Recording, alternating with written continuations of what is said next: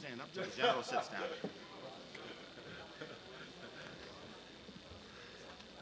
Please be seated, ladies and gentlemen.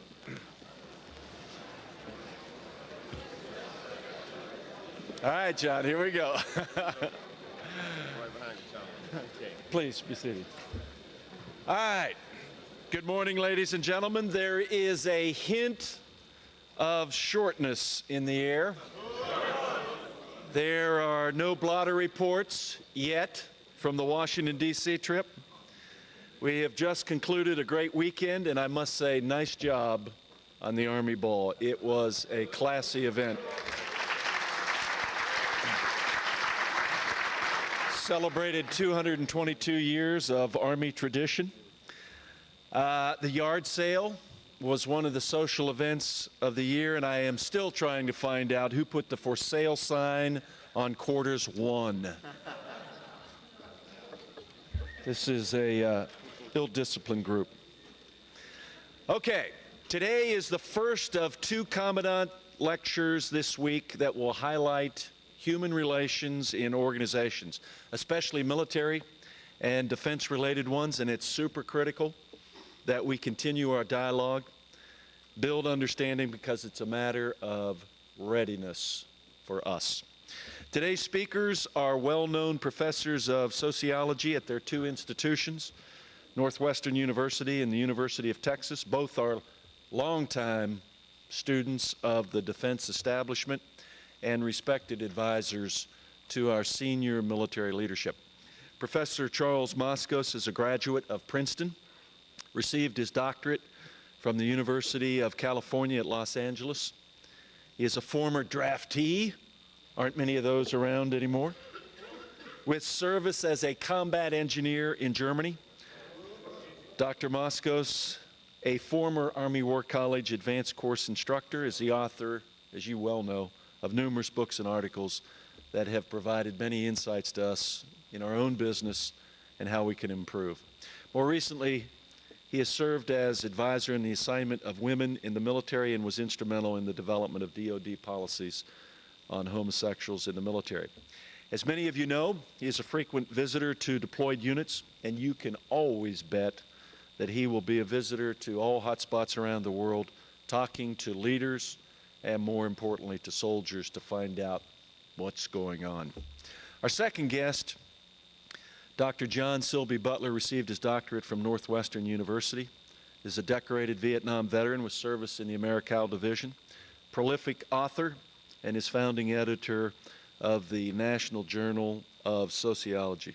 Has published over 30 articles on military institutions, and is the author of Entrepreneurship and Self-Help Among Black Americana, a reconsideration of race and economics.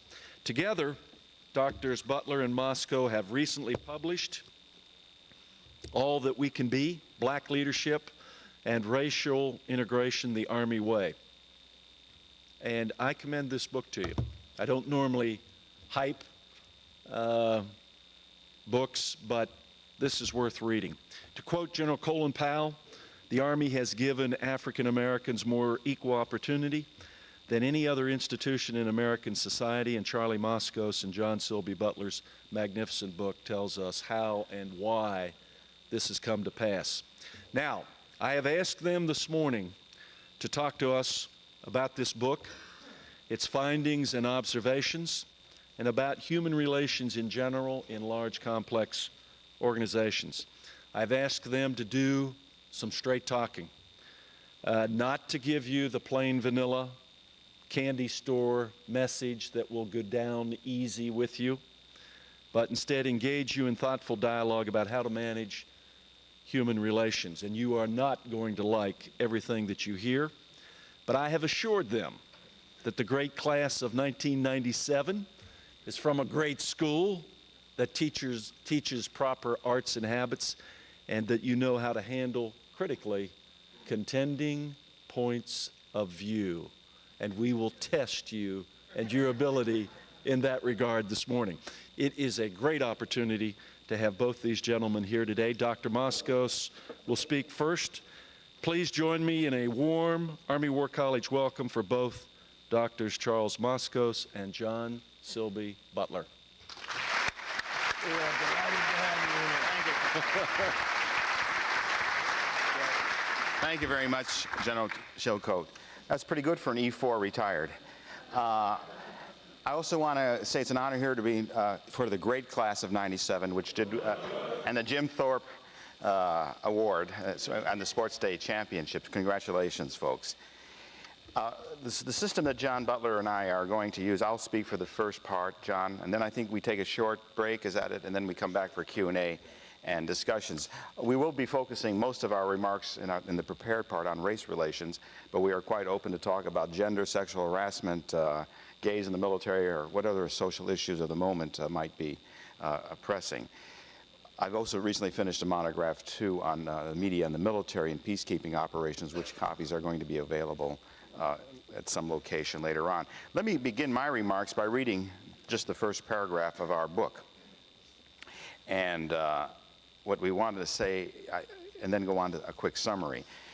One of the authors of this book benefited from affirmative action, and it was not the black one.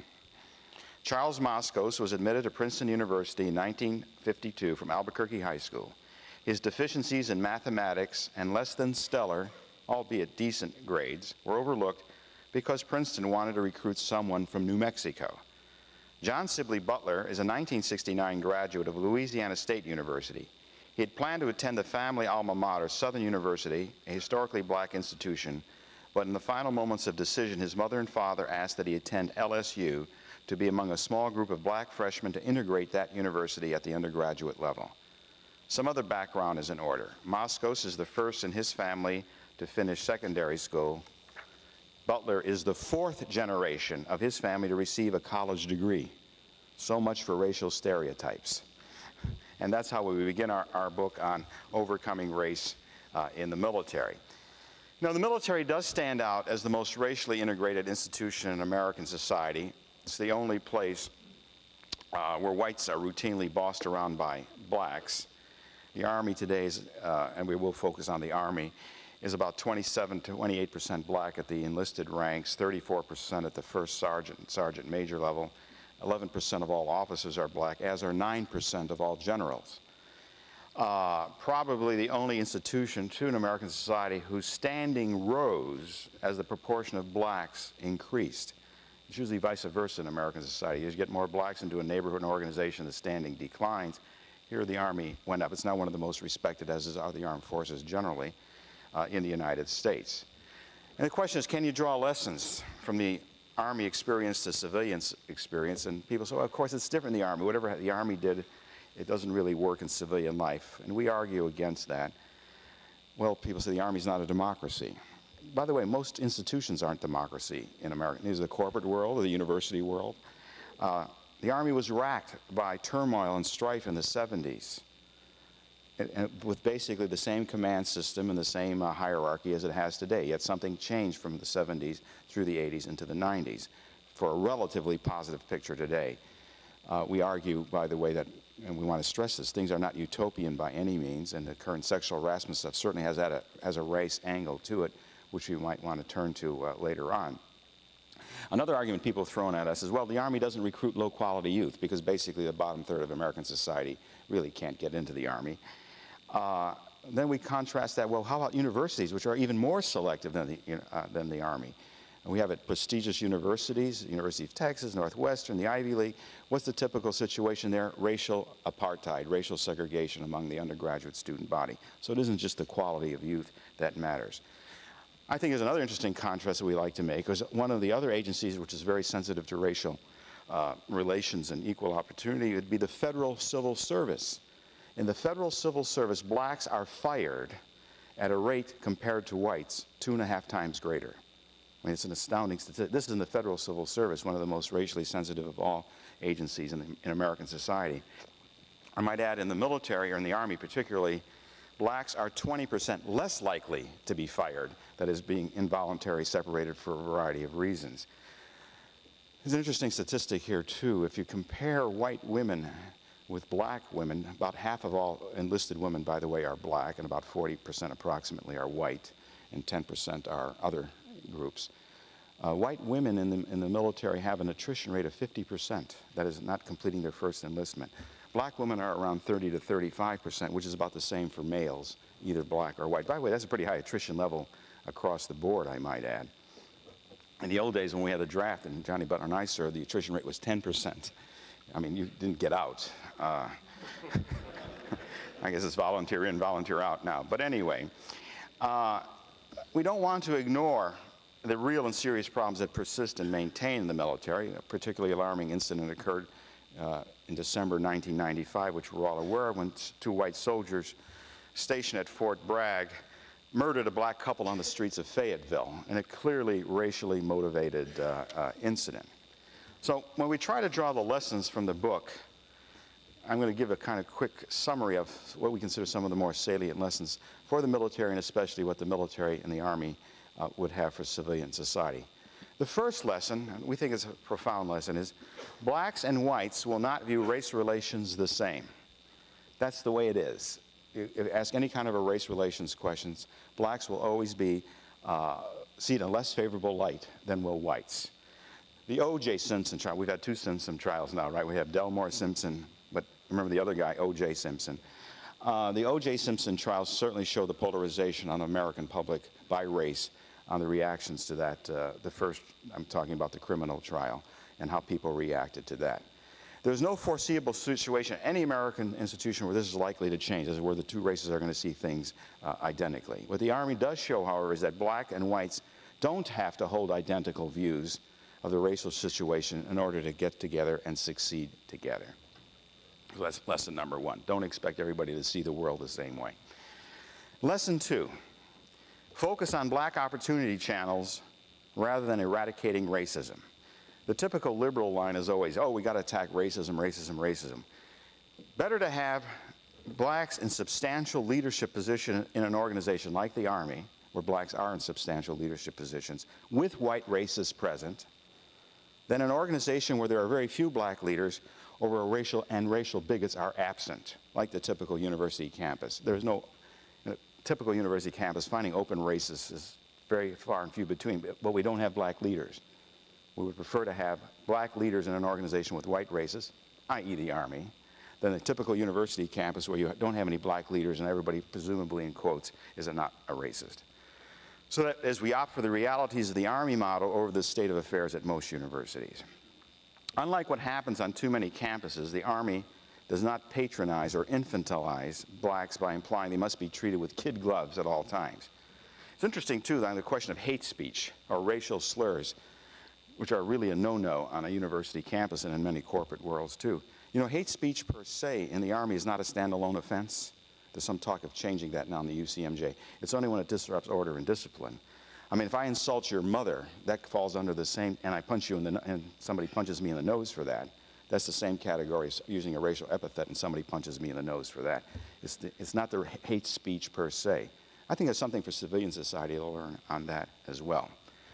But we also have to remember that it is the presence of a large number, proportionally, of black leaders in the organization, which reduces the sensitivity to view every possible racial slight or to interpret everything bad that happens to one in racial terms. You can reduce the likelihood of that happening. We all have problems, and if you're going to go into race, and if you're a racial minority, then the propensity to view these in racial terms is, of course, much greater. The point is, if you have enough black leaders in the system, you reduce that likelihood. So focus always on black opportunity channels rather than on racism per se. At the same time, we must be ruthless against discrimination. And here, showing racial discrimination effectively kills one's Army career. I might say, speaking as a white, it's interesting how often when I am in an all-white company of officers, I don't hear racial epithets mentioned or racist talk, not because everybody's a non-racist, but because if the word gets out that you are racist, you know your career is going to go down the tubes. So what we have here is a situation where discrimination is a no-no, but at the same time, we're not trying to change everybody's minds and attitudes to be lovey-dovey on the race questions. Lesson 4, create conditions so that youth can serve on an equal basis to improve their opportunities regardless of their backgrounds. We argue here, it takes us a little further afield, but the end of the draft, for example, and we speak as two former draftees, probably had the most negative effect on black youth than anything else that's been done in American society. The draft was the only jobs program that ever really worked. Back in the Cold War era, pre-Vietnam, about 60% of all black youth served in the military. Today, the percentage is down to 8%. We think it's astounding that no academic has looked at the end of conscription as one of the causes, not the only cause, mind you, of the rise of the so-called black underclass. That's because most academicians don't like the Army, so they don't want to give it any kind of credit. The GI Bill after World War II was an experiment that had the most positive effect in America. Consider that 1949, which is the peak year of the World War II GI Bill, we spent 1% of the gross national product on educational benefits for veterans. That's $70 billion in today's buying power. In other words, you could give 1 million youth each year at that rate, $70,000 each for higher education or vocational training. Those are the kinds of numbers we're talking about in terms of increasing black opportunity. Another lesson. Lesson 5 is affirmative action must be linked to standards in the qualified pool. Now, the affirmative action question is getting a lot of attention today. Some places it's being made outlawed or illegal, fix it, don't mend it, don't end it, things of this sort. I think the reason that it works relatively well in the Army, and I think it's the only place it does work relatively well, is because the goals that are set for affirmative action are based on the qualified pool. That is, whatever the relevant number of minorities might be, say at the first lieutenant level, the goal is for captains should be, that's the goal, not some magic number, from the outside that we want a number of blacks in the system based on the population totally. The Navy, for example, I know some Navy people in there, is now has started a program that's called 12-12-5. By the year 2000, they want their officer accession programs to be 12% black, 12% Hispanic, 5% Asian / Pacific Islander. And I asked a senior Navy official, where did you get that number? Well, that's what America's going to look like. To us, you see, that's not the right kind of affirmative action goal. What about the pool? It's the pool you've got to look at. How many people are being commissioned? Where are they coming from? Not some kind of abstract population number.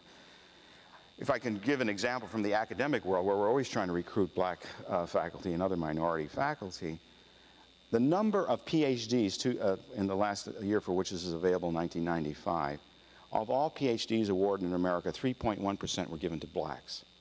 2% if you leave out PhDs in education. That's the pool. So you're trying to recruit black faculty members, you've got a 2% pool to talk about. So you have to, let's increase the pool rather than talking about right racism, get more people into the pool. Another lesson that we like to mention is we call it, on the affirmative action question, affirmative action must follow what we term a supply side, not a demand side model. That is, good affirmative action can acknowledge that compensatory action may be needed to help members of a disadvantaged group to meet the standards of competition. As you raise people up to the standards, you don't compromise the standards. Bad affirmative action suspends those standards. We detail in the book several programs, and they do cost money. There's fast functional academic skill training, get lower enlisted up to NCO levels. By the way, they emphasize writing, reading, and arithmetic. At the historically black colleges, which produce about half of all black commissions in any year, there's a quality enhancement program, which is add-on courses dealing largely in mathematics and verbal skills. One of the most astounding examples of that is the U.S. Military Prep School in Fort Monmouth, New Jersey, which prepares people who can't normally get into West Point. It's basically a 13th year of high school, and the concentration is on reading, writing, and mathematics. It can't get accredited, by the way, because they don't teach things like driver's education or sociology courses and things like that. But anyway, about close to half of all black cadets at West Point are products of this prep school. These are kids who wouldn't otherwise have gotten in. But remarkably, these black prepsters graduate at the same rate as white students who are direct admittees into one of the most selective colleges in America. So if liberals have to learn that white racism is not the central point, conservatives have something to learn too. That these skill-boosting programs, which focus basically on fundamental academic skills, do cost money. I mean, the prep school is an expensive proposition. It's $30,000 to $40,000 to $50,000 per person. 1/3 of the kids are TRIT, by the way. But those who get through it are really super qualified. And I'm going to make another kind of a point here, too, is that we must abandon the mindset that being black and being American are often mutually exclusive. There's a kind of conventional thought in America, if you're black, you aren't really American. This is a false dichotomy, even though it is held by many black nationalists and most whites. The relationships between black and being American is not either or, but both and. And let me close then in my remarks here by mentioning the titles of the only two autobiographies written by black generals. One was by Benjamin O. Davis, Jr., called American, and the other by Colin L. Powell, entitled My American Journey. Let's keep it that way. Thank you.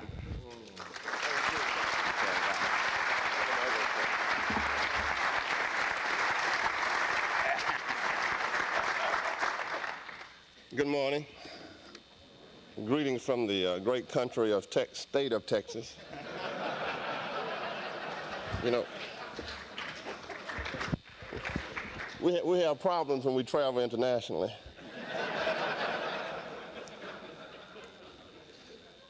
I'm here to talk about how Charlie and I came to really write the book and talk about some more of the central ideas that are found in the book. You know, there's a book entitled In Search of Excellence by, I guess, Peters and Waters, where they try to go through the American business scene and find the best practices for the operation and the methods of business enterprise. So Charlie and I looked around for an organization that had been very, very savvy in the issue of race relations. And we chose the military not only because we had studied it for the last, I guess, 25 years. I left Northwestern 25 years ago. Whew. Not only because we studied the military, but also because of the long tradition of black participation. The Revolutionary War, prior to the Revolutionary War. So there's an excellent record of the contribution of the American military and the interaction with black Americans. As a matter of fact, when America was simply black and English, black Americans, of course, were very, very instrumental in the war for independence, very, very instrumental in defeating the South in the Civil War, very, very instrumental in other wars such as Vietnam, World War II. And I won't mention the other so-called, I call these practice events, such as the Gulf War and all of these other practice events, you know, for us Vietnam veterans to celebrate the veterans of the Gulf War and all of those other practice exercises is a little for difficult. But I have been known to change and appreciate that also. But what I want to talk about then is the relationship between the military and overall success of black Americans. Because we look not only at military-specific things, but we looked also, for example, at the relationship between being in the military and the education of children. We looked at being in the military and the generation of values. And we did this quantitatively, for example, by looking at the SAT scores of military children in schools overseas. And the SAT scores of black children of the military, sergeant's children of 20 years, they are higher than the so-called black middle class that make over $70,000 a year. So we began to interview admissions officers at universities, and they would always say the following: oh, we have really no problems with children of military families. They tend to have their eye on the prize, and they tend to do quite well. And so we made a correlation between that and the historical presence of blacks participating in college. That is, in a real sense, the military has replaced the old black bourgeoisie in the education of children and the value structure. They're more likely to tell their children that they are a disgrace to their race, a comment that has gone out with political correctness. But one of the great things about growing up in southern Louisiana, c'est bon, vous parlez le français, is that the teachers would tell you, Dennis Rodman, you're a disgrace to your race. John Butler, why are you dressed like that? you're a disgrace to the history of your race. So we say that the military itself has kicked in, if you will, and makes a great contribution to the education of children. As a matter of fact, Tiger Woods, military family, Shaquille O'Neal, another LSU boy, military family. So consequently, we looked at these kinds of situations, and then we looked at something else. What's the relationship between the funding of education and the military? The first federal scholarship program, of course, was ROTC. Of course, when I was in college, all of the white kids were dodging the draft and burning ROTC down on college campuses. Then, of course, ROTC moved to places like Grambling College, became stronger at Southern University, stronger at Prairie View. Again, looking at the strong tradition of black service to country. A lot of people don't understand the relationship between being black in America, patriotism, and those kinds of issues. So we essentially argue then that ROTC through mostly the historical black schools have traditionally had a tremendous impact, if you will, on the education of children. And of course, the major thing that we want to talk about, that we talked about in the book, was the importance of opportunity. And I'm going to say this now. Equal opportunity, not diversity. Now, everybody are you all right?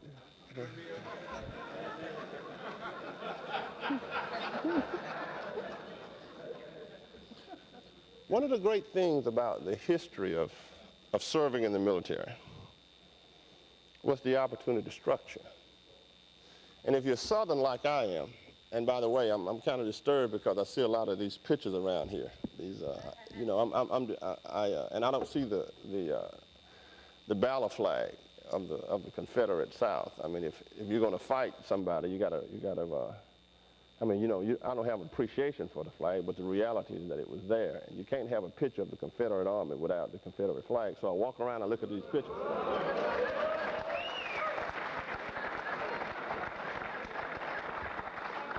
So I walk around and look at these pictures. There's a great picture out there, a guy is giving a guy some water, I said, what army is this? Is this the Greeks and the Turks? Where are the flags? It's like saying, the University of Texas without the hook 'em horn, But anyway, what we mean by opportunity is this. You provide opportunities and you keep your eyes on the prize. As a matter of fact, what Charlie and I say in the book is this. The introduction of the concept of diversity goes hand in hand with a decline in black opportunity. Let me say that again. The introduction of the concept of diversity goes hand in hand with a decline in black opportunity. At the University of Texas at Austin, I was a member of the so-called multicultural group. And everybody was so concerned with getting everybody to like each other. I basically stood up and said, I would rather have 40,000 screaming white racists and 10,000 black students than 48,000 white students taking multicultural courses and 1,000 black students. It's not important. My son, who's a sophomore at the University of Texas, says, Dad, you went to LSU in 1965. Messed around with the round ball, played in the band, went to Ole Miss, Alabama, Georgia, Tennessee. Anybody ever call your name? I said, no, because we didn't run and tell the president. We just kicked butt right there, and somebody called me a name, and we had a favorite saying. You never call anybody else a nigger. And we took care of it right on the spot. So what we have is, we have in our organizations a welfare attitude about the treatment of people. Also, of course, diversity can be present without black Americans. One of the great lessons, for example, I do management consulting for corporations, and we have just come up with a statement saying that diversity does not necessarily mean race. So I think, for example, that black Americans have been replaced by white homosexuals, although there are black homosexuals. I always tell Charlie, when we were doing the interviews down at Fort Hood on the homosexual issue in America, it's like all the homosexuals are white. But, you know, all the homosexuals I know are black. So how can you say blacks and homosexuals?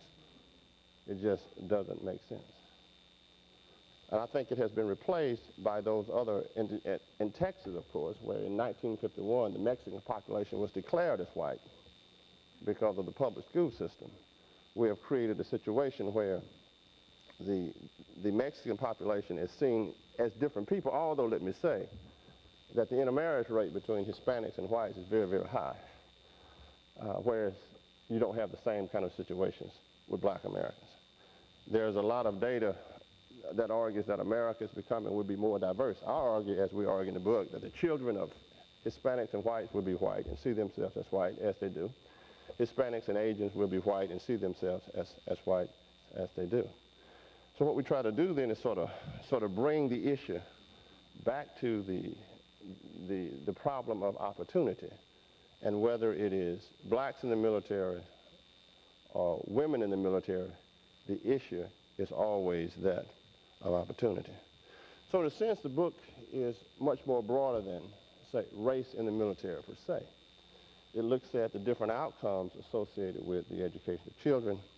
It looks at the different outcomes associated with other kind of things that we can learn from the organization. So what I like to say is that if we're not careful, trivia will kill opportunity. And if you look at the overall structure of what's happening in the country, it is this. At the University of Texas at Austin, we have moved away from race-based discussions and race-based scholarships and race-based opportunities. 54 states at this time are doing the same thing. Now, what has happened? All of the so-called diversity groups, I call them funding categories, are rapidly becoming white again. Rapidly becoming white again. Because, as I like to say, when I was growing up in southern Louisiana, the only person I saw drinking out of a colored water fountain and going to a colored restroom had hair like mine. Well, southern Louisiana, a little mixed, but they knew who they were. A lot of Creole population, and they were of African descent. I never saw Mexican Americans at the colored-only water fountain. They went to the white schools. I never saw Asians in Mississippi at the colored-only water fountain. They went to white schools.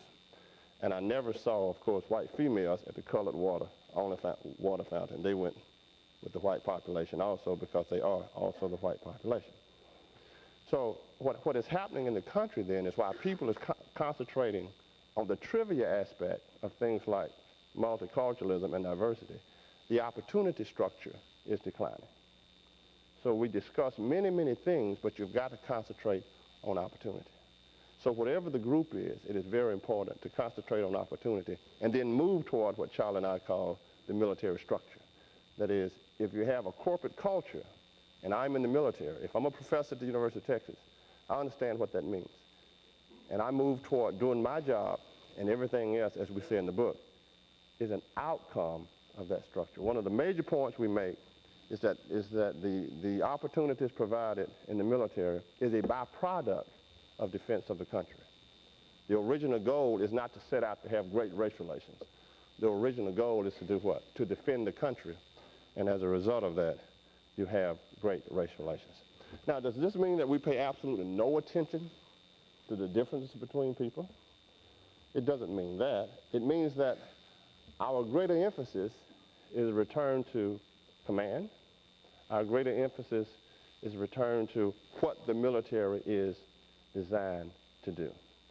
And you ride herd on discrimination and concentrate essentially on the opportunities at hand.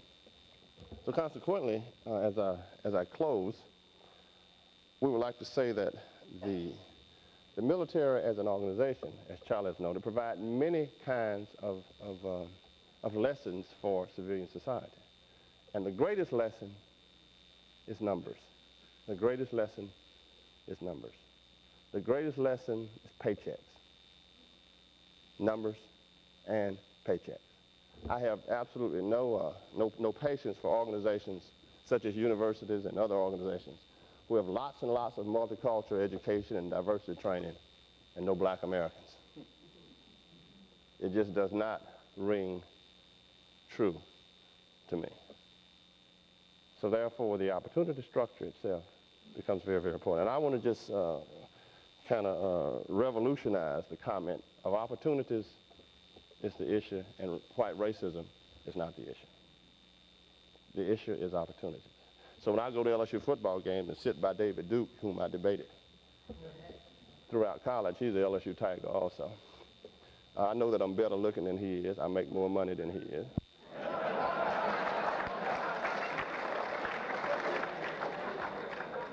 And it's a free country. And you know, I said, well, David, your resume looks bad. You know, president of the Klan, president of White Citizen Council.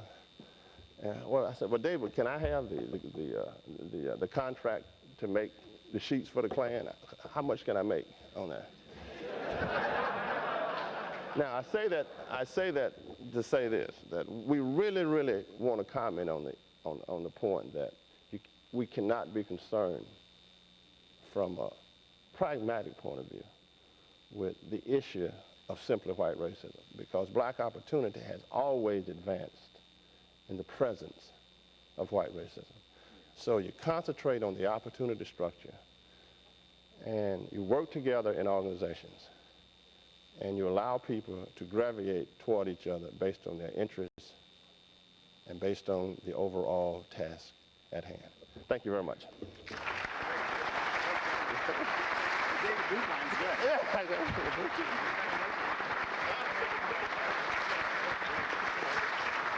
All right, let's take about a 2-minute stretch break in place. If you need to make a comfort stop, go ahead and do that. And let's then get into some dialogue on this. Oh, we sit over here?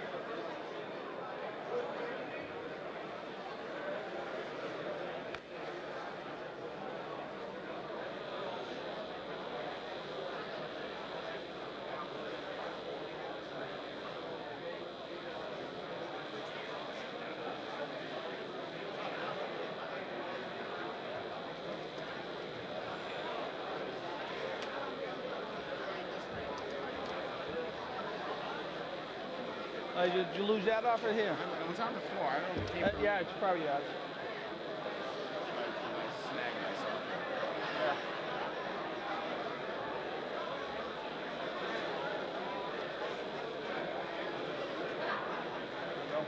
Okay, this is me too. And this is John's.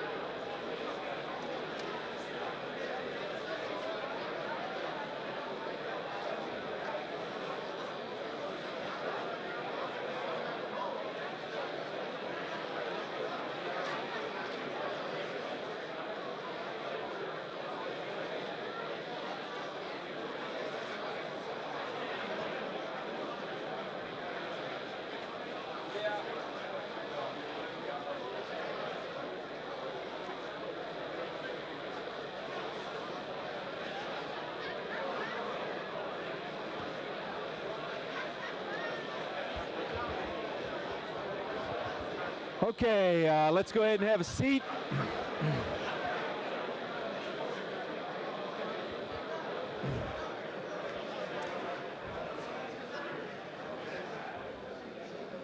All right, I feel a little bit of energy out there. What's interesting to me here, you know, I've had a chance to give you my spin on this.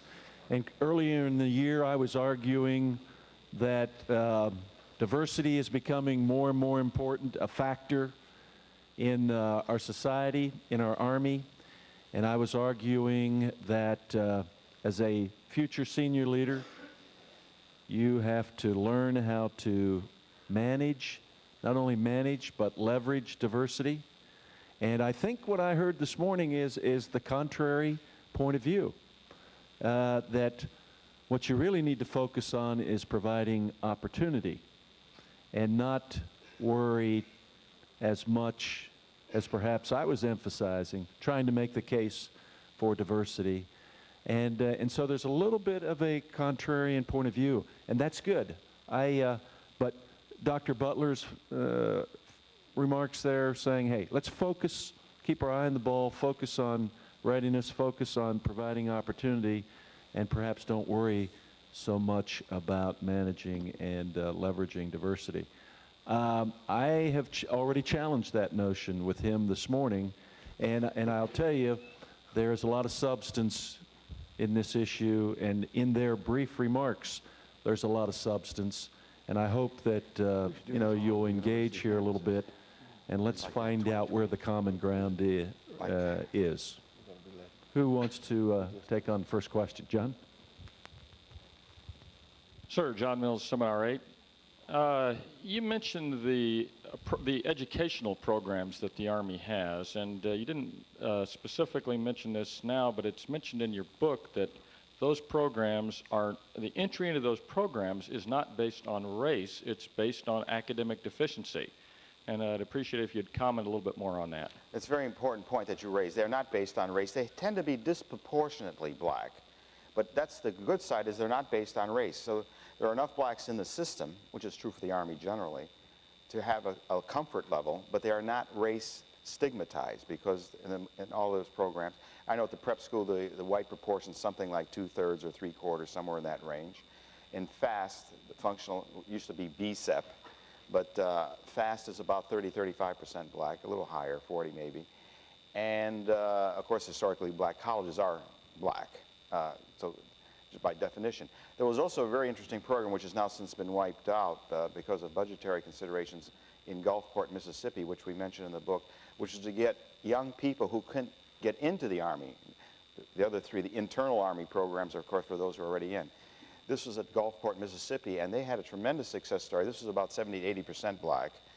And what they wanted to do, mostly rural though, what they wanted to do is get some funds to try that in an inner city and see if that would work. But it's an away-from-home environment, and because of the low funds that were available, it didn't last very long. But the success story, about 70-80% of those kids did get into the Army who otherwise would not have. And we're talking about recruiting shortfalls, by the way, which are beginning to, you know, even with a drawdown, God forbid, drawdown, bad word, but the recruiting problems are still very severe. And programs like that, I think, is where the money. This is, I think, where John and I would say, put the money there that you're putting in diversity training, put it in those kinds of schooling situations. I just, as a parenthetical note, there was a civilian program called ABC. I think it meant A Better Chance. This was to send, and we mentioned it briefly in the book too, kids from the inner city in like New York to go to prep schools, elite prep schools. They gave them, first of all, summer training in basic skills, again, reading, writing, and arithmetic. You can't get away from that. It's reading, writing, and arithmetic. That's what you have to get first. And then they went off to these elite prep schools, and virtually every one of those kids went off to a very prestigious college afterwards. That was, again, wiped out for budgetary reasons. But those are success stories. If I may just pin off one other thing before John might answer. There is a study, this relates to what John was saying about disgrace of the race, and I want to make this point because it might not come up again. Chuck Hines, retired Major General, now the president of Prairie View A&M, did his doctoral dissertation comparing the valuations of NCOs of lower ranking enlisted. And it was black on black, white on white, black on white, black on white, you know, the fourfold table. And it was interesting. It was a very well conceived study. Snippets were taken out on written evaluations, and people who didn't know anybody were asked to say, this is positive, this is medium, this is negative. And what was interesting, the only category that stood out, more negative, more tough in other words, was black on black, which is about that disgrace to the race thing. Black NCOs were tougher on black and lower enlisted than were any of the other categories, white on black, white on white, things of that, black on white. And that was a very significant finding, and it does reflect that you need that kind of standard holder. See, what the universities do is try to buy short-term peace by dropping standards, or the civilian world generally, and then the chickens come home to roost later on. What you do is take the heat first, bring the kids up to standards, which, by the way, is the ultimate compliment. They can make the standards. That's the point of the whole message. And the Army has been able to do that, though at some financial cost. These things do cost money. And I think the whole idea of improvement on education is important, and holding the standards is important. For example, there's a historical black school that's gotten in trouble for its high standards. Both Morehouse College and Spelman College have very, very high standards. They've been called, elite schools and et cetera, but they hold to the idea that they're going to accept a certain kind of student. And of course, education improvement across racial barriers. The Sylvan Learning Center is all about improvement. And one of the things that the country has to do across the board is to improve the educational efforts and bring people up to standards. As a member of the alumni board at Louisiana State University, which just put in SATs, I don't know, in 1980, because we have always had problems with being a popular state. So we had to fight that battle of saying, look, if you want to create a great university, and there are few great universities south of the Mason-Dixon line, what you've got to do is uphold certain kinds of standards. And one of the ironic things is Xavier University, which is a historical black Catholic school in New Orleans, probably has the highest standards of any university in that state. So upholding the standards is across the board, and it's important to... Well, the other thing we like to say is, a level playing field is not enough. Everybody says, oh, we want a level playing field. No, you need more than a level. You got to bring people up to standards. Then you can put them on the level playing field. Yeah, John, tell them about all of my students that only the black students ever mounted a hill of beans. Well, that's right. We look at the kids who finished from Northwestern. Of course, we were selected, so the white kids, kind of let them in. All right. Talk about PhD candidates. PhD candidates, and all of the black graduates of Northwestern are highly distinguished in the field, and the white ones are still looking for themselves. But it's not a racial comment. That's what Charlie likes to say.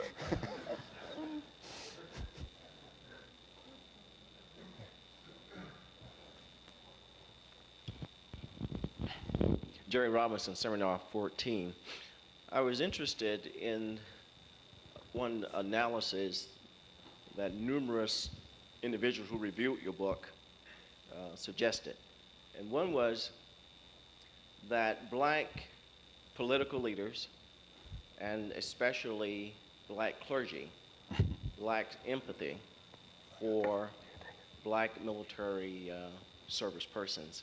I'd like for you to expand that to the point of identifying those organizations that may provide that lack of empathy to black military service persons. You started, John. You want me to? You can go first. I'll go first.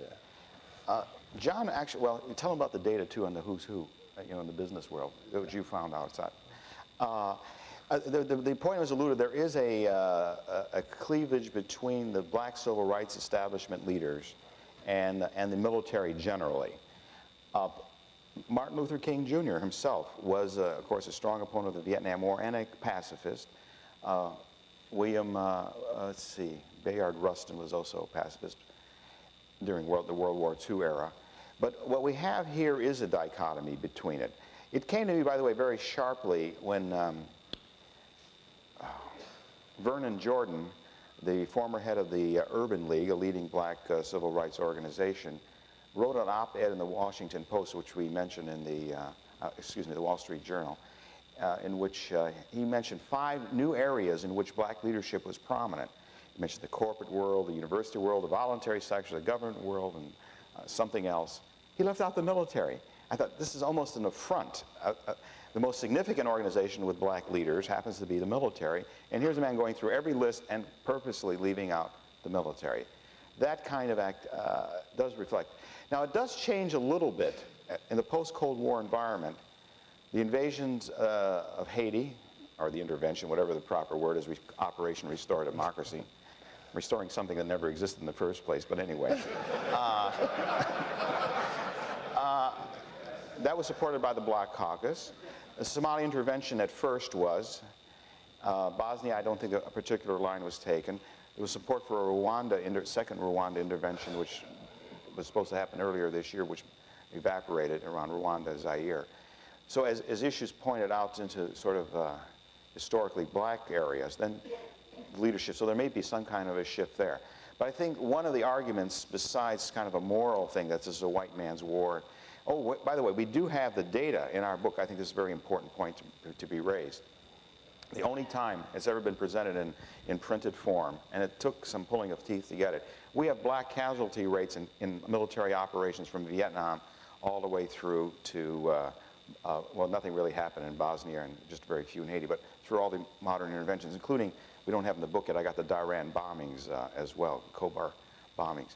The black percentage killed in all of those operations since Vietnam is about 15%. Somewhat higher than about the 12-13% in the black population, but noticeably lower than the black proportion in the military. As a matter of fact, if anything, there's a little bit of a counter thing going on now where blacks are underrepresented in the combat arms and overrepresented in the support units, so you're getting something.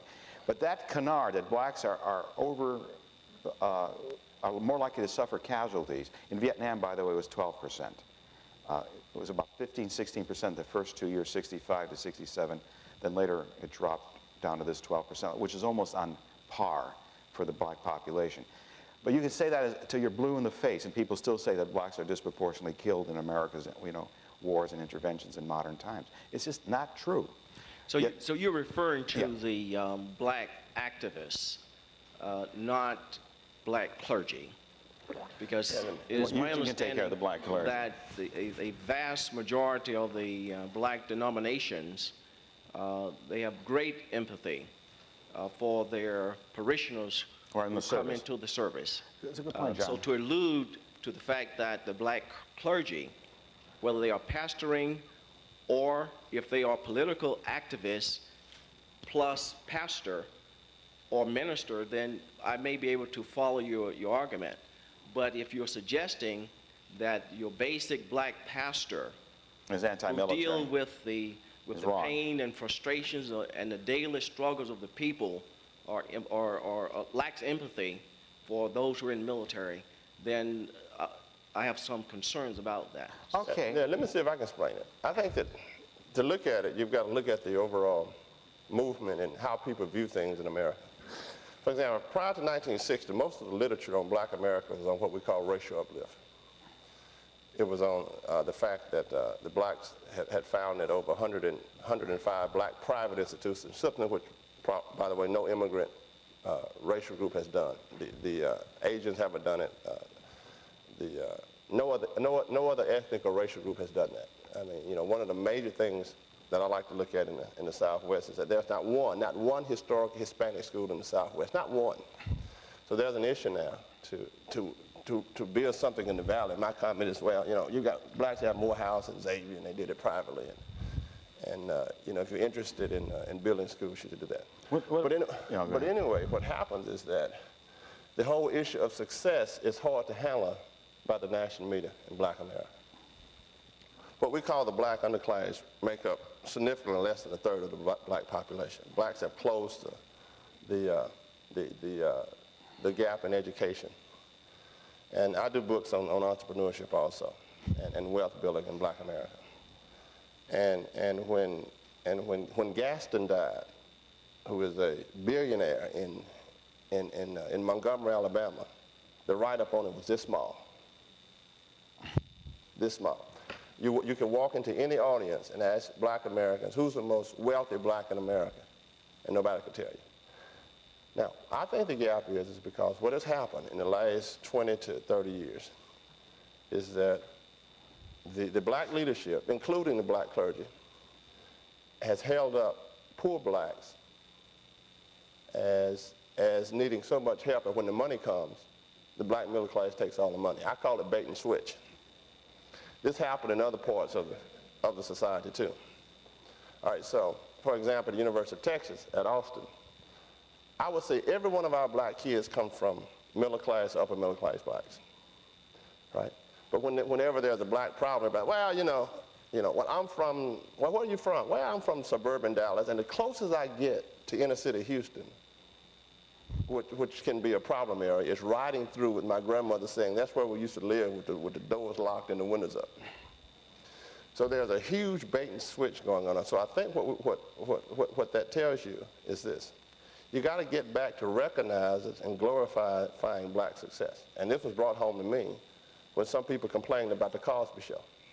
It doesn't represent black America. Well, that's the way I grew up in southern Louisiana. As a matter of fact, if you were a doctor, the question is, why would you be living in a Greystone up in the middle of town rather than having a spread, out in the countryside, as most of the black doctors that I knew. So I think it's important to understand that what we're trying to say is that the clergy has not recognized the overall tradition of black success and have tended to concentrate rather on black suffering. What would you say, John? Now that's fine also. It doesn't mean that they don't care about you, but I think that is the reality. Do you think, though, he's saying that the black clergy, though, is more sympathetic to the military than we, of course, we didn't get into the black clergy as much as the civil rights establishment. No, we just said the civil rights establishment. But which were disproportionately clergy clergy. would like the civil rights establishment. But what I don't want to leave the impression from a sociological analysis that religion is substandard as a process of assisting in the broader part of the community. Well, let me say that's this. all I'm after. We don't want to exclude it from a sociological perspective. Well, in my book, which is Entrepreneurship and Self-Help Among Black Americans, I say that black Americans went backwards when the ministers took over the leadership from the black business class. When the black business class were leaders in communities, they were strong, enterprises were everywhere. It doesn't mean that they were not good. And then, wait a minute now, wait a minute now, I'm a black Southerner, let me talk now. And I can tell you this, when I grew up, and my father and his boys, when we needed a high school, they built it. When we needed a playground, they built it. People made money, they had enterprises everywhere. You could go to New Orleans, Louisiana, and it looked just like, a Caribbean town in Atlanta. Black enterprises everywhere, okay? Sending kids to college, doing everything.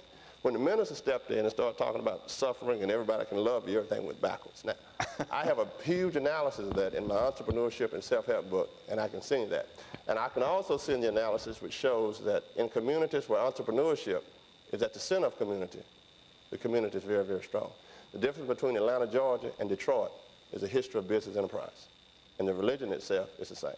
So I'm a firm believer that we need to get people who can do the business leadership back into the forefront of leadership. By the way, that's also true for America. We lost steel, we lost the automobile industry, we lost all of these things because we started paying attention to those things that have never made the country strong. Yeah, so it's not just black America, it's America. I agree with you, but we got to get the religious right off of the front page and get the Rockefellers back on. Yeah, but if there is, but if there is a lack of leadership, if there's a leadership vacuum, then good and bad will emerge to the top. That's right. And I think I agree with you with certain aspect of it, but my point is, from a sociological perspective, let us not exclude those local clergy who can play an integral part in the total process. And that's all I'm suggesting. Ensure that we leave that impression here. That's fine. I agree with that. Let me underscore another thing John said, though. He does view, we think, I guess we're saying that the conventional media treatment does talk about that element of the black community. We think the black NCO, for example, which are 40 to 50,000 retiring each year, this is an element that they don't pay attention to.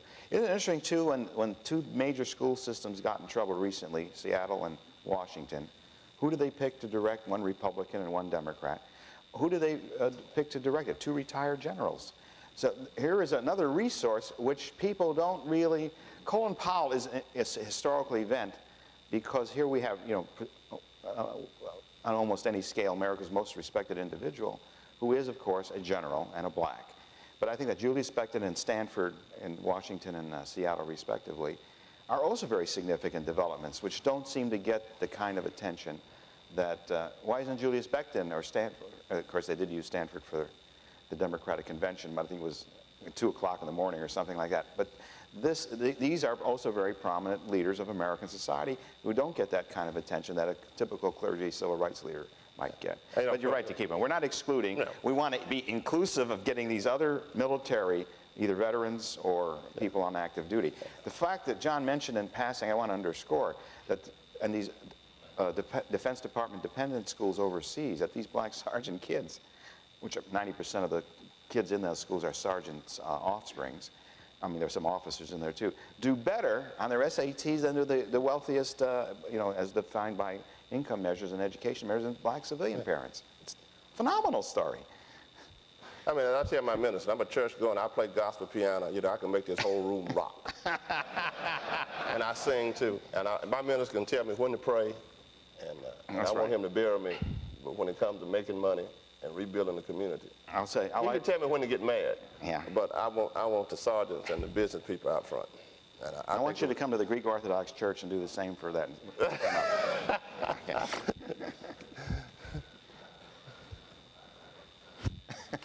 Sir Al Landry from Seminar 5. I'm intrigued by the implications of your argument to the military. It seems that the issue of political correctness versus providing opportunity, I think everybody would agree that it's easier, much easier, to create a climate of political correctness than it is to create a climate of opportunities. And so it would seem that political correctness may in fact be a threat to continued opportunity, not only of blacks, but of other minorities in the service specifically, and that the gains that we've made over the last 20 years might be fleeting.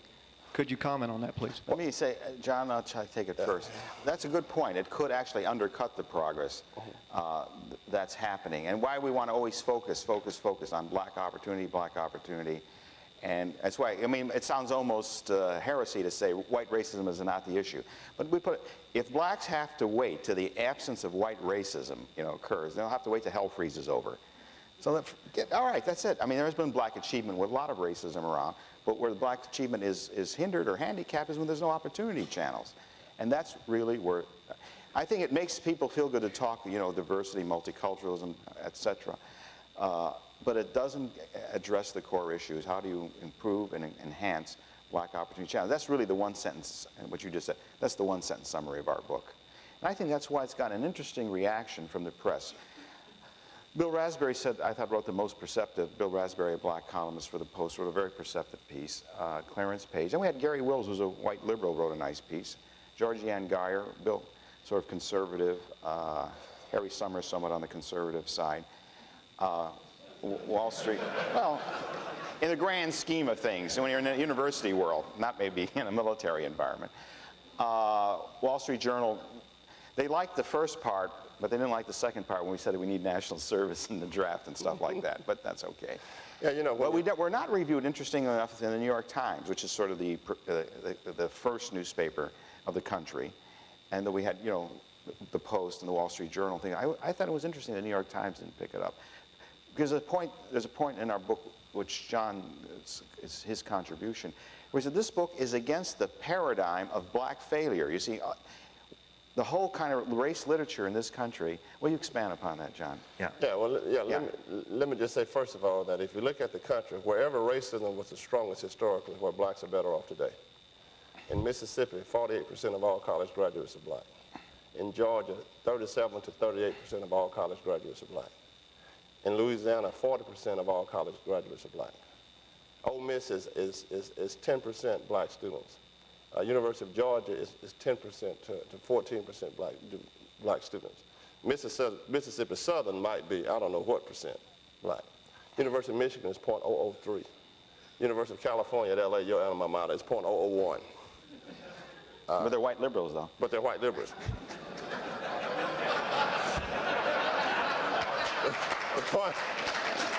And the reason why that is so is because when people were faced with difficult situations, they created a value structure that would make them successful. You know, my biggest thing is that the southern states export black graduates and college graduates, and I think that's a big contribution to the country. So yes, in terms of the black failure paradigm. Yeah, you know, if you just follow the research literature, it's difficult to find black success, despite the history of black success in this country and the contribution, whether you're talking about inventors. I mean, who invented ice cream? The traffic light. I mean, you just don't see these things. And I have a class, my entrepreneurship class, and we do a section on black contribution to America, and the students don't believe it. First of all, they get mad, and then they say, well, why wasn't I taught this? I mean, you know, what's going on? So it's important to understand and begin to talk about the whole idea of success. And we think that the military organization is race savvy, and it's success based on its numbers. So I'm not prepared to write a glowing documentary of an organization. We titled that first chapter "Success Story," Yeah. dash with caveats. Yeah. I mean, it's a relative story. And let me comment on the relationship between opportunities and trivia. One of the things, again, taking the University of Texas, people have spent a lot of time on this trivia stuff, and all of a sudden we have a Hotwood case, who, by the way, is a white woman who filed on the basis of race, not on the basis of gender. And she just said that there shouldn't be race-based scholarships. Well, there are not race-based scholarships, okay? But what happened is that people forgot about the opportunity structure, because you're getting a situation where you got to, again, be human and interact with people. And that's what worries me about the gender issue in the military, because you got to keep the opportunities open. I mean, you cannot have people saying that, you know, I can't teach, my daughter can't learn to fly an airplane because of the trivia stuff. And I beat it in my minds I have 4 female PhD students now, that when you get to a university, you publish and you do the best that you can be, and you do everything that's necessary to be successful. And stay away from the trivia, because if somebody is bothering you, you look them in the face and say, look, you need to get off of my back. Here's the deal. I don't like you, you're ugly, and I want nothing to do with you. You can't run and tell. I mean, you just can't manage that situation. You got to get on your hind legs sometimes and get people off of your back. Now that's related to the trivia, not the real kind of sexual harassment kind of situation. Because what will happen is that, you know, people will always, it's like the desegregation of schools, people will react in different kinds of situations. Now, I mean, there are people now who are looking to hire all male secretaries. There are people who are refusing to have PhD women as graduate students. You say that's wrong, but people react in a defensive measure. The same thing with racial relations. Well, I don't want to be around those people. They complain too much. You know, I don't want to be around those white Southerners because they're always talking about losing the damn Civil War. They lost the Civil War. They need to get over it. So consequently, what happens is the trivia itself will override any kind of opportunity structure. So you're right. I think that it can have an effect, because you move away from opportunity. I want numbers. That's right. I want numbers. That's what I want. You know, I want LSU graduates in there. That's what I want. I want, in the legislature of Louisiana, I want LSU graduates. I don't want those from Northeastern or Northwestern. I want LSU graduates. So when the vote comes, you vote for LSU. I want numbers. Is there a question there? Yes, I can't see, but go ahead. Oh, over here. It's Moses Whitehurst, Seminar 1. I want to turn the conversation to something that's more prevalent we're faced with today. That is with the sexual harassment, and more particularly with what's going on up at Aberdeen Proving Ground in Maryland at the Ordnance School.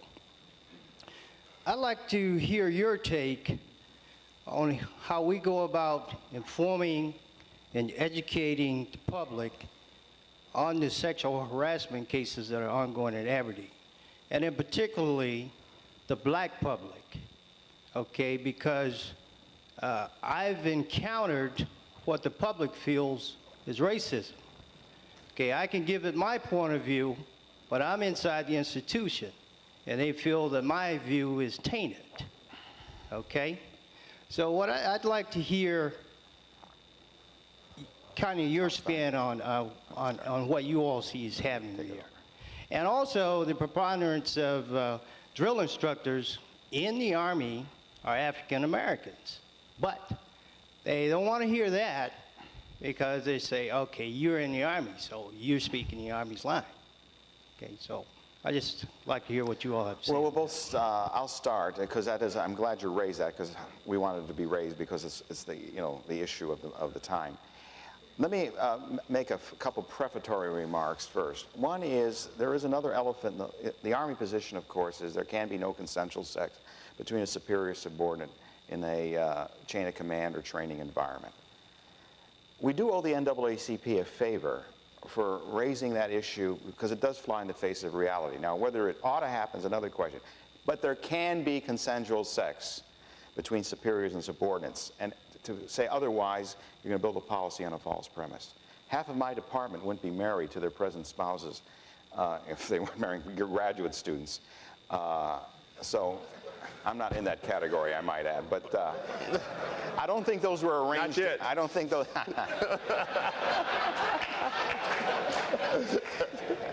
I don't think those were arranged marriages. I think there was some dating beforehand. What happened in the second Sergeant Simpson, in the Sergeant Simpson case, the second Simpson trial, is that there were some of those cases were a little bit murky. So you're having the public reaction kind of confused on this. Then you have the race thing, since the majority of the accusers are white and the majority. 2/3 of the Aberdeen drill sergeants, I understand, are black. And if you have a society where we said it's the only place in America where white people are routinely bossed around by blacks, you're going to have a disproportionate number of blacks, even if it were perfectly, race blind. Now, so I think you have to look at the issue of consensual sex among equals, which nobody wants to talk about, sets a tone. And remember, this is an AIT environment. It's like after basic, then you go into AIT, it's a little bit more relaxed. That sets a tone in which superior subordinate sex is a minor step rather than a major step. This is something the Secretary of the Army will never acknowledge, that consensual sex has unit effectiveness consequences.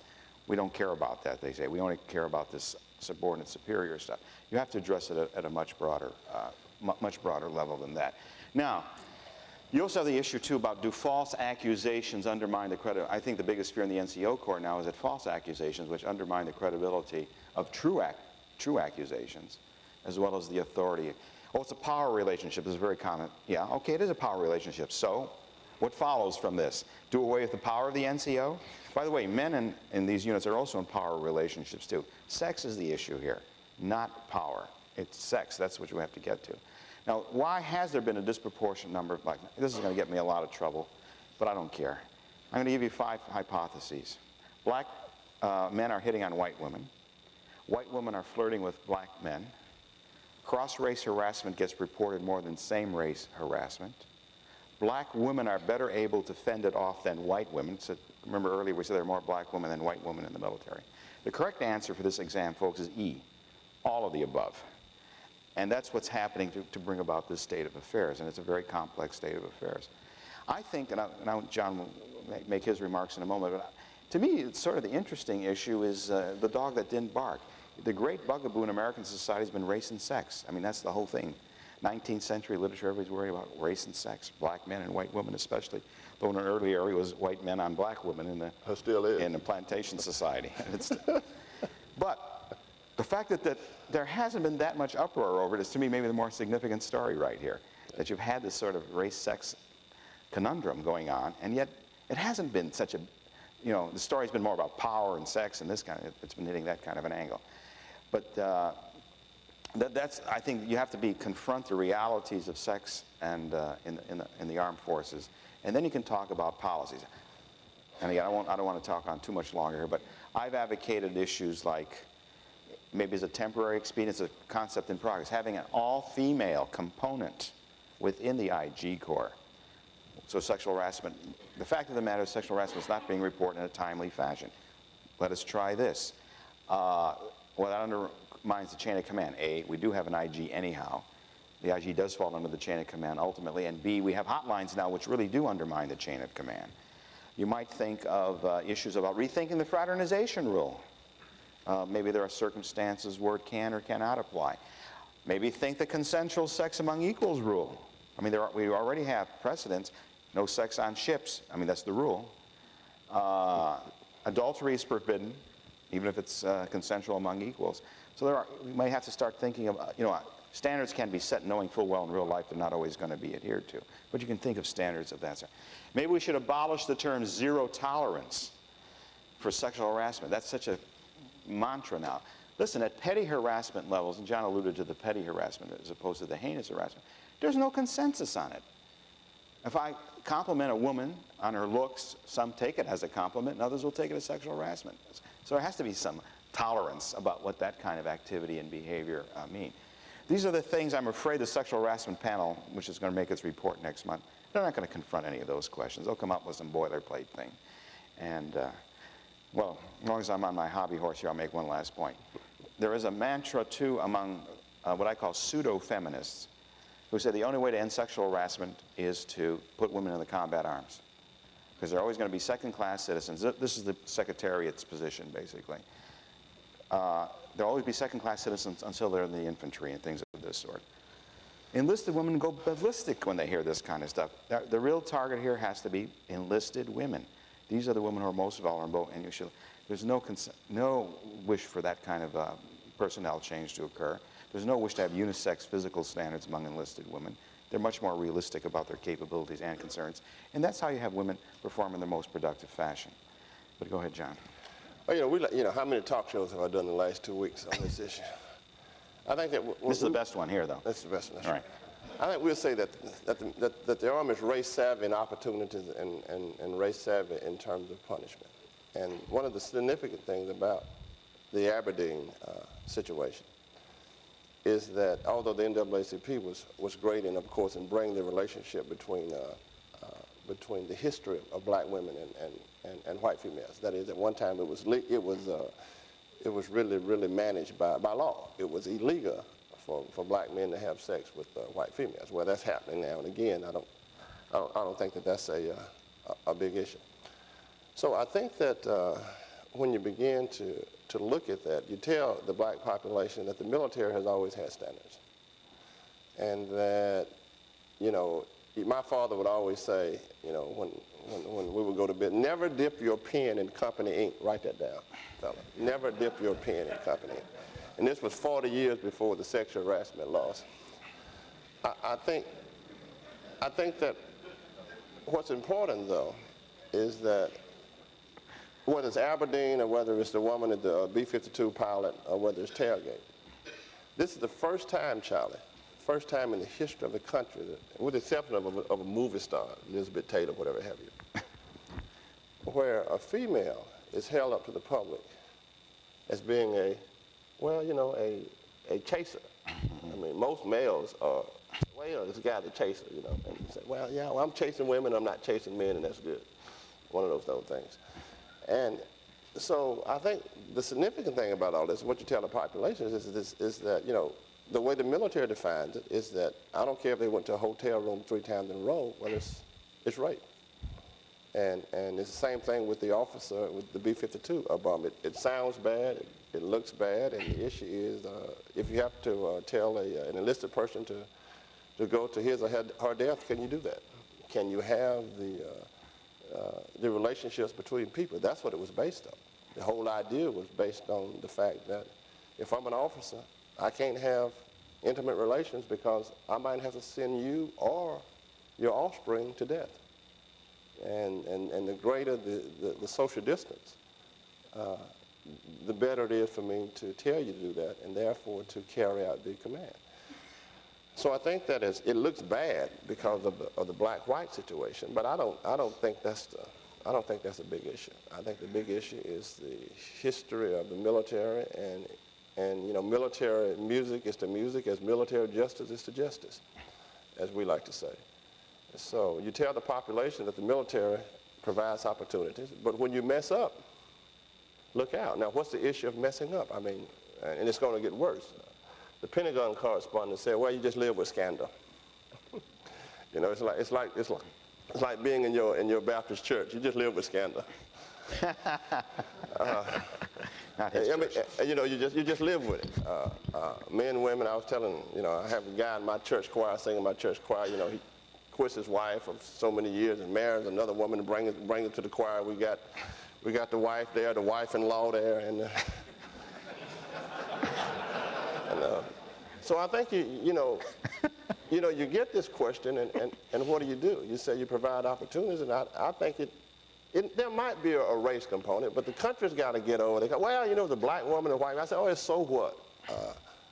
You know, you gotta get over that. I mean, even in 1969, when I was at LSU, we saw a rare sight today. You know, what was the rare sight? Well, we saw an interracial couple. Now I see a rare sight. What was the rare sight? Well, I saw a black white woman with a white man. You know, that's a rare sight. That's a rare sight. I mean, what you do, you say that to say that you got to move beyond that and say, look, here's the deal. Yeah. John, I think that's a great. John, I just want to make one other point to follow this up. To put some of it in context, in our book, we have a table in which we compared attitudes of civilians. Are you there's a standard survey question. Do you like your work? Are you satisfied with your work? Yes, no, maybe. And we asked that same question for soldiers, male, female, black, and white. So when you hear, because the Army is getting banged around awful much on, you know, the role of women and the sexual harassment, data show here that women, by the way, it's true for men too, but men and women in the Army are more satisfied with the work than their civilian counterparts. Yeah. So when a push comes to shove, the bottom line is that Army people are more satisfied with the work than our civilians. Now, whether that speaks well of the Army or poorly of civilian life, you know, I leave to your interpretation. This is especially true for blacks, though. The black favor being more satisfied in the Army is much greater than it is for blacks in civilian life. But even for whites in the Army, it's greater than it is for for whites in the civilian life, men and women alike. So you get that kind of context, which is sometimes lost. You think every woman's being sexually harassed and hit upon all the time in the military. The survey data don't, well, as I said, it makes things are even worse in civilian life. But relatively speaking, the Army comes out pretty good on that scale. And there are race effects within gender. That is, Juanita Firestone's work in terms of the black women make up, 50% of enlisted women. Most of sexual harassment charges of white females. And, you know, Clarence Page of the Chicago Tribune has raised the issue when, for example, when the women went to the, what was that, military? VMI. VMI. Oh, Citadel. The Citadel. He said, well, when have there been black females? That is, when black women were walking the lines in Arkansas and going to school and people were throwing, nobody stepped in and say, you know, wait a minute, you can't treat those women like that. Yeah, or they didn't drop out after 2 days. And they didn't drop out after 2 days. They right. said, well, what if there had been, you know, a black female who went to the, I mean, you know, given the history of oppression and dealing with these situations, well, she had dropped out after 2 days. So these issues are pretty interesting, and they're being raised by female scholars of the point here that Clarence Page was making, if I may be immodest, I'm the one who wrote him the facts to make that. Yeah, you did. I should have known that. That race pioneers had more guts than gender pioneers, I said. And because Shannon, you know, what Charlene Hunter and all those other people had to go through when they integrated was, you know, very parallel. But without that, but they had the guts and the stamina to hang in there. Did that answer the question? We got one more over here, the lady. All right, it's time. This might be the last one. In your book, you mentioned about the proportion of oh, my name is Maria Phillip, Seminar 5. You mentioned the proportion of the sentencing when there is a violation.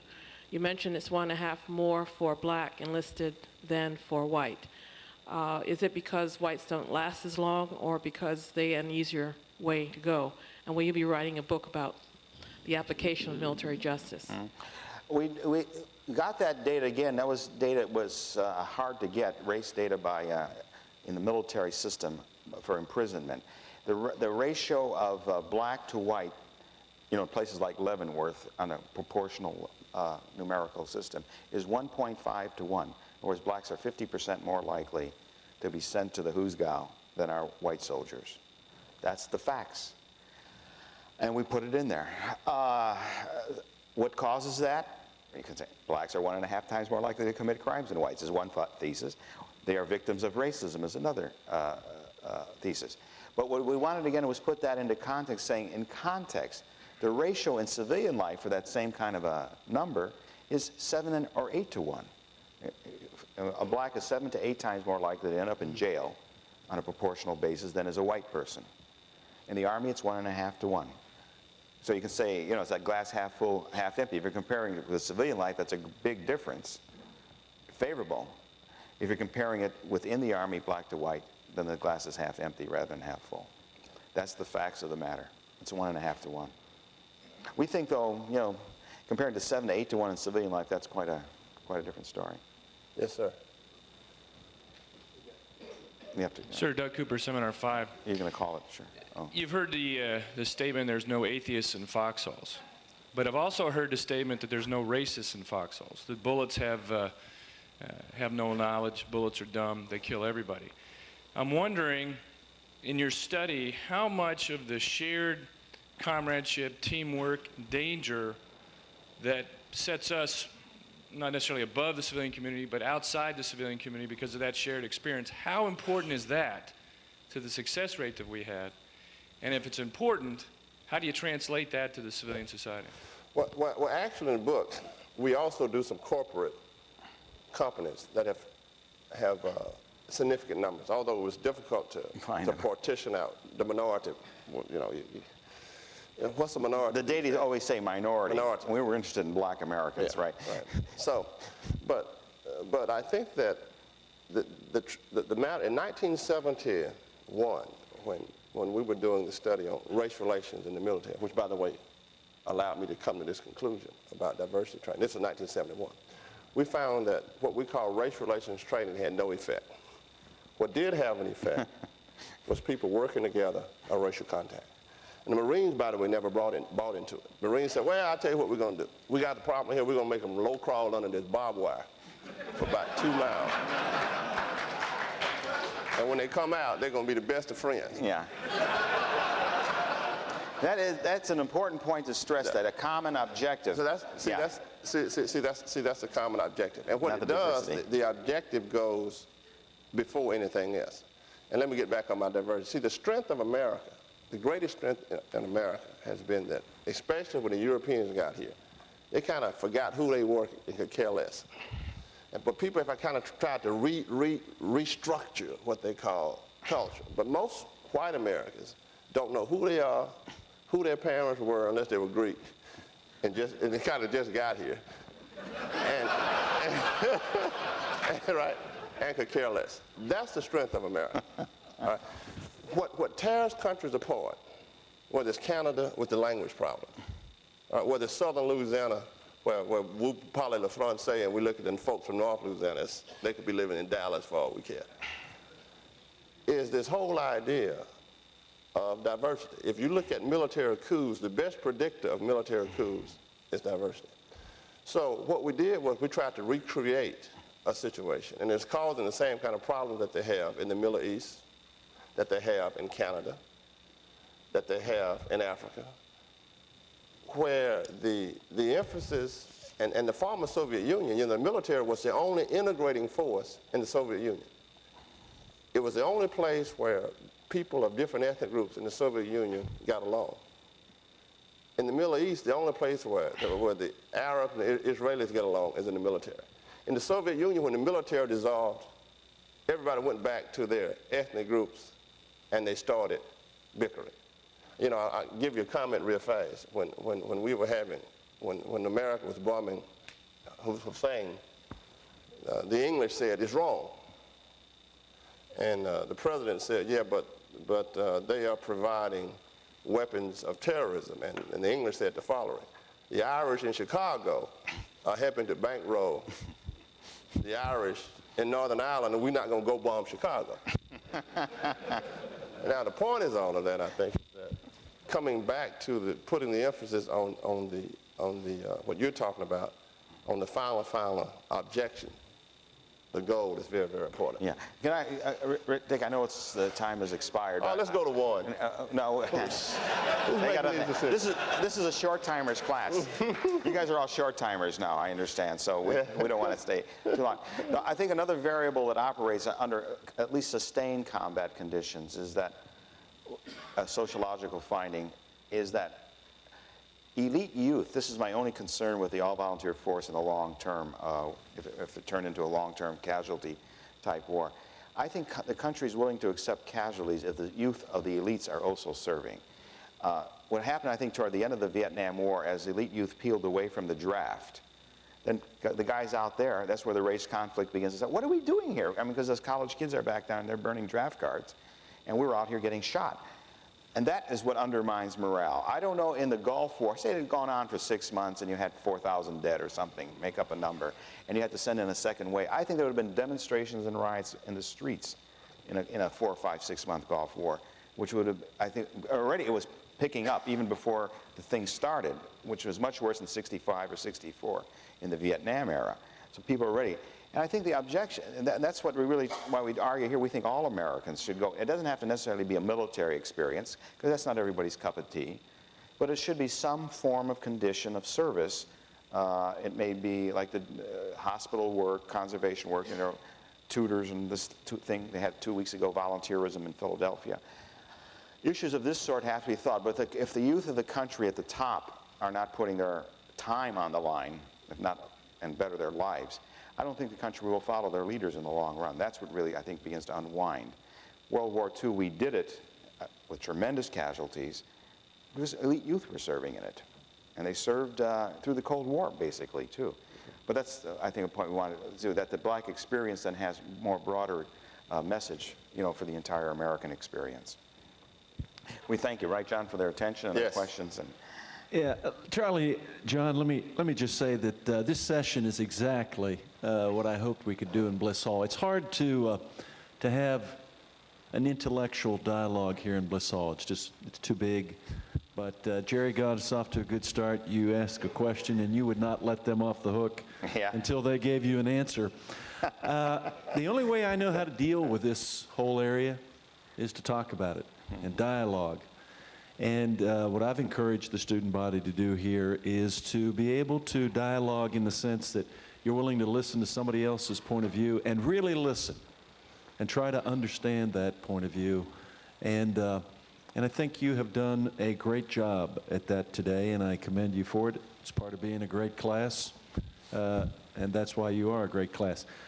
Charlie, John, thanks a lot very much for coming. We're going to continue. We're going to do a little book signing session, and then we're going to continue this dialogue over lunch. I've got some great students who are going to join us. I got to come back to your closing line.